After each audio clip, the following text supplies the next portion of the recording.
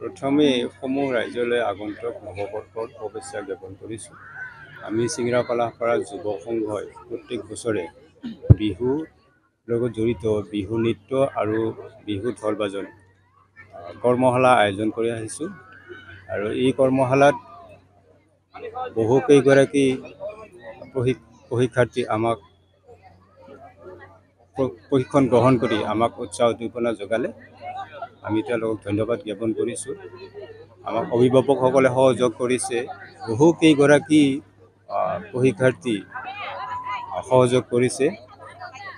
আমি আগন্তুক ৰঙালী বিহুটি উদযাপন কৰিবৰ কাৰণে সমূহ ৰাইজক তথা আমাৰ চিংৰাপালাপাৰা ৰাইজবাসী ইয়াত ওলাই আহিব।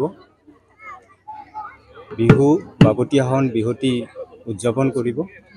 যোৱা 2 তাৰিখৰ পৰা আজিলৈকে 9 দিনীয়া বিহুৰ কৰ্মশালা আয়োজন কৰা হৈছিল।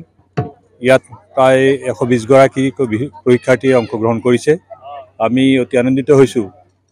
আমাৰ ইয়াত অংশগ্ৰহণ কৰা প্ৰত্যেকজন পৰীক্ষাৰ্থীয়ে প্ৰশিক্ষণ লৈ আমাৰ অসমত বিহুৰ এক বিশেষ প্ৰভাৱ পেলাব বুলি আমি আশা ৰাখিব পাৰিছোঁ।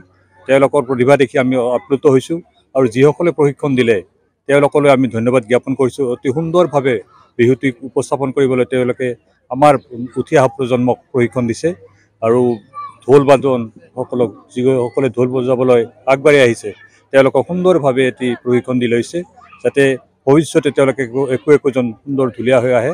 আৰু এই জগতে যিসকল প্ৰশিক্ষকে আমাৰ কৰ্মশালাত উপস্থিত থাকি প্ৰশিক্ষণ দিলে, পাৱন শইকীয়া, চন্দনা দাস আদিকে মই ধন্যবাদ জ্ঞাপন কৰিছোঁ আৰু লগতে চিংৰাপালাপাৰা যুৱ সংঘৰ ভৱিষ্যত উজ্জ্বল কামনা কৰিছোঁ।